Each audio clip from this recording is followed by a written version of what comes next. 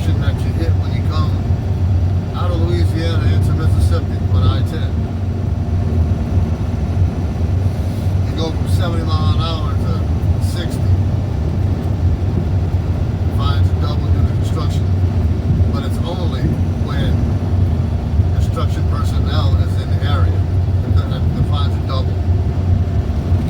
Most of the time, I guess they work nights, so I don't really see them. I've seen a couple of crews working the day, but it wasn't very much. Like one crew that was moving the barrels closer to the right hand, or inside to the right hand lane, instead of between the middle lane and the right lane. Give people a little more room, that way they ain't gotta worry about hitting no barrels if somebody swerves a little bit or whatnot.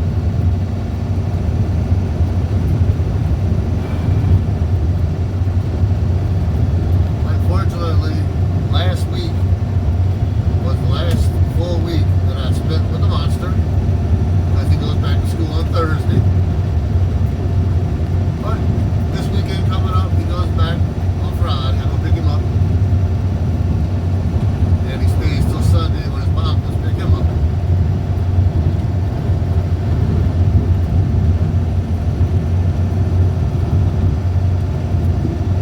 But I miss having him around for a week. Then don't get me wrong, I go to work, and when I do come home, it's like he's there playing on the PlayStation, or he's getting ready to go ride a scooter, or I'm supposed to go get him a new bike for over at my house. That way I have a bike at my house, because he already got a bike at his house, and it's a pain in the ass trying to load that truck thing. Don't get me wrong, I got my Expedition, but going across the causeway northbound, no issues. But with the small spans on the southbound, which is the original causeway bridge, the rear struts on the Expedition needs to be replaced. So I'm basically bounced. I'm limited to 55 mile an hour max in a 65 mile an hour zone. So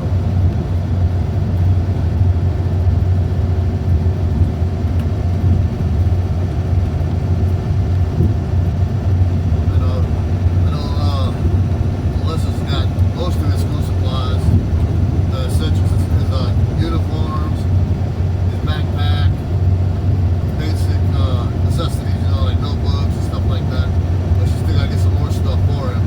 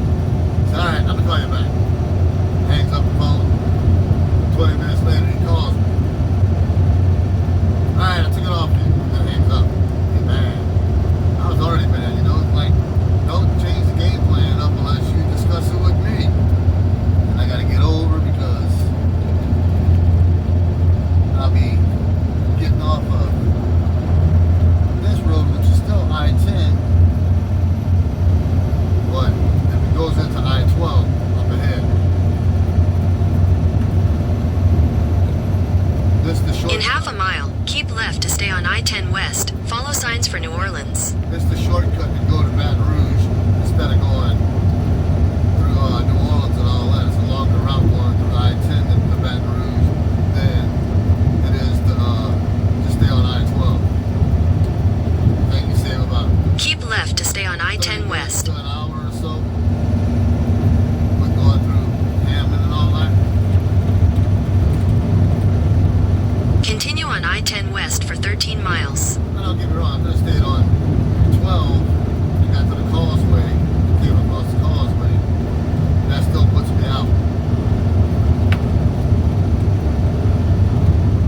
But anyway, getting back to the story. I was pissed. You know, I took the long route back. I drove along the coast instead of going up to Interstate 110, in which it made me stay out a little longer because it was like an hour and 40 something minutes going that way compared to getting to 110, which would have been an hour and 21 minutes or so from where I was at. But I got to scan the coastline and everything like that, to see all that good stuff. Give me enough time to cool down, calm my ass down, because I was ready to quit.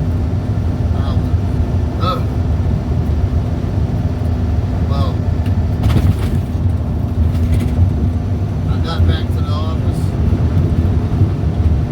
That dispatcher wasn't there. He must have seen where I was at on the GPS and decided to go take lunch. And I went and offloaded after I got there, which was a bunch of empty pallets. That was it. Went to go move my truck, go put it in the furnace, do my post trip check, and I seen him. He was dragging ass, thinking that I'm confront him. I kept my cool. I looked down at my phone, sent a text, got myself set up for my post trip check. Got that taken care of. Went parked in my parking spot. Went punched out. Hands back to me when I went in the office, and he was on the phone, so didn't hear nothing about it. Come in this morning, not one word to me. I had plenty of time over the weekend to calm down and assess the situation, so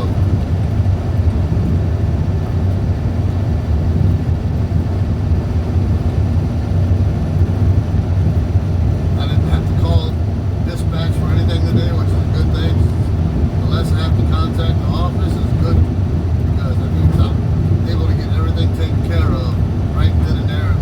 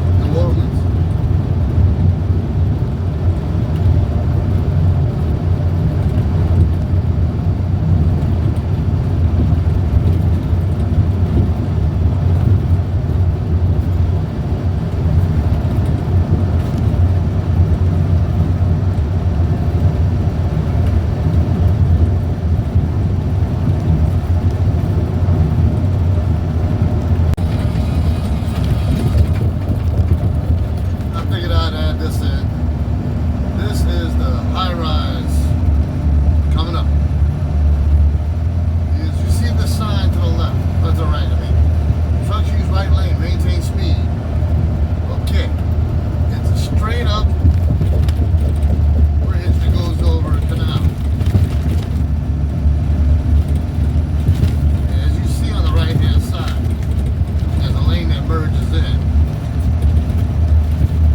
You got vehicles trying to merge in at maybe 35 miles. In 2 miles, use the right 2 lanes to take exit 238B for I-610 West toward New Orleans International Airport, Baton Rouge.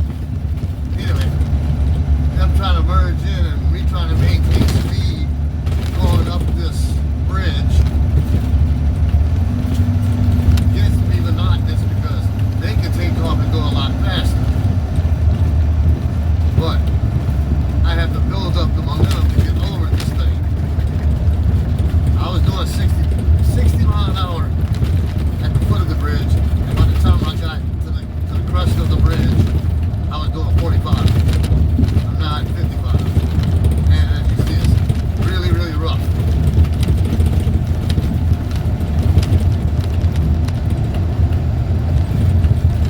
You see the long black lines from somebody locking up and they're trying to make that exit.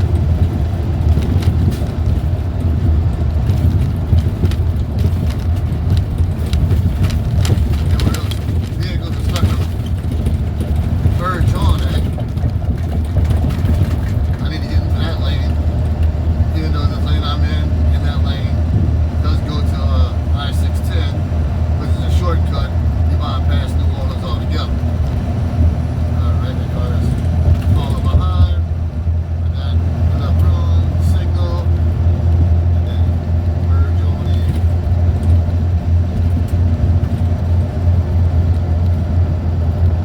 in. In half a mile, use the right 2 lanes to take exit 238B for I-610 West toward New Orleans International Airport, Baton Rouge.